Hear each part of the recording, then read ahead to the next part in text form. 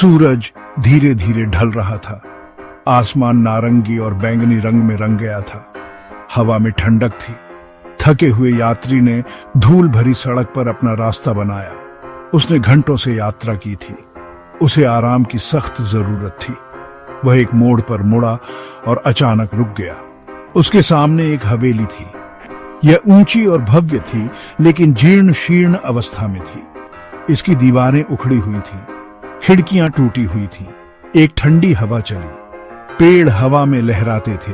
यात्री कांप उठा। यह जगह उसे ठंडी और अशुभ लग रही थी। यात्री हवेली के पास गया। वह रात के लिए आश्रय की तलाश में था। उसे यकीन था कि कोई भी उसे खंडहर में शरण लेने की अनुमति नहीं देगा। उसे बस एक सूखी जगह और थोड़ी गर्मी चाहिए थी। लोहे के फाटकों पर जंग लग गया था। वे एक कर्कश आवाज के साथ खुले। यात्री अंदर चला गया। उसने खुद को एक बरामदे में पाया। हवा में सड़न और क्षय की गंध आ रही थी। एक उल्लू ऊपर एक पेड़ पर बैठा था। इसने एक भयानक चीख दी। यात्री का दिल बेचैनी से धड़कने लगा। यात्री ने सामने के दरवाजे पर कदम रखा। यह थोड़ा खुला था। उसने झांका।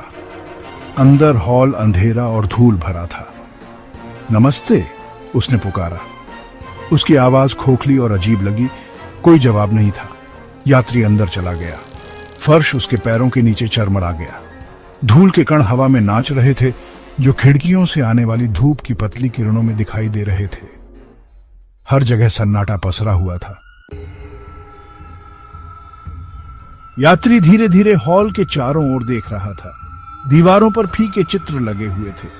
वे पुरुषों और महिलाओं के चित्र थे जिन्हें वह नहीं जानता था। उनकी आंखें उसे लगातार घूर रही थी। जैसे ही यात्री एक चित्र के पास से गुजरा, उसे एक फुसफुसाहट सुनाई दी। वह अचानक मुड़ा, लेकिन वहां कुछ भी नहीं था। उसे अपनी रीढ़ की हड्डी में ठंडक महसूस हुई। क्या उसे यह जगह छोड़ देनी चाहिए? यात्री एक गैलरी में भटक गया। यह पुरानी तस्वीरों से भरी हुई थी। चित्रों में लोग हंस रहे थे और मुस्कुरा रहे थे, लेकिन उनके चेहरे यात्री को परेशान कर रहे थे। उन्हें ऐसा लग रहा था जैसे वे उसे देख रहे हैं। वह जल्दी से चला गया। उनका टकटकी उसके पीछे महसूस कर रहा था। हवा में एक अजीब सी खुशबू आ रही थी। यह धूल और सड़न जैसी गंध थी, लेकिन कुछ और भी था। यह इत्र की हल्की मीठी गंध जैसा था। संगीत का एक स्पर्श। गैलरी के अंत में एक दरवाजा था। यह थोड़ा अजर था। अंदर से संगीत की हल्की आवाज आ रही थी। यात्री धीरे से दरवाजा खोला। वह एक छोटे से कमरे में प्रवेश किया। कमरा संगीत वाद्य यंत्रों से भरा हुआ था।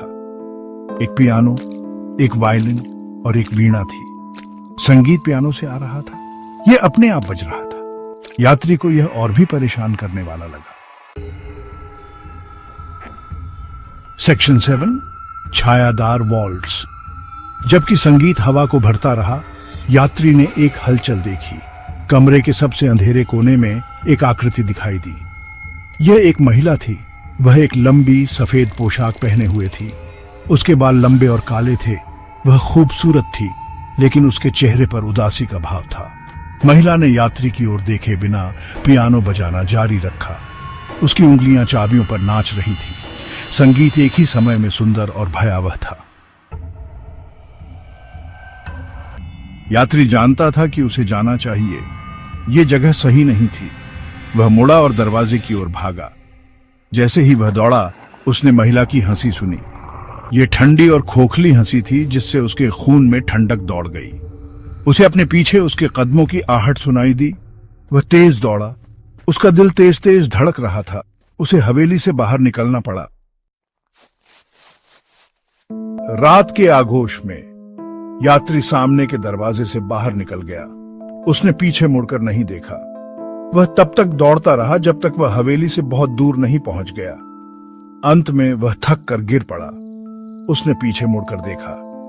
हवेली अंधेरे में गायब हो चुकी थी। यात्री जानता था कि वह उस रात को कभी नहीं भूलेगा।